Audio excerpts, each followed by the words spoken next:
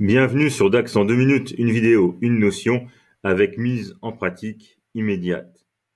Aujourd'hui, je propose de se focaliser sur les variables de mesure contenant un type de données table. Oui, une variable en DAX peut aussi bien contenir un scalaire qu'une table.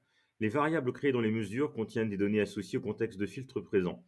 Pour le TCD affiché ici, il s'agit des catégories de produits comme by, components.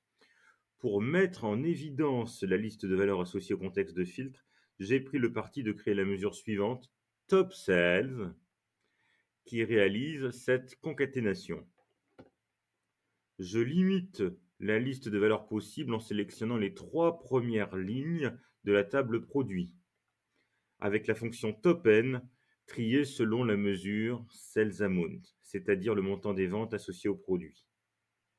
De cette table filtrée, j'extrais une colonne de 3 lignes que je nomme test avec la fonction addColonne en calculant pour chaque ligne le montant sales amount associé aux 3 produits.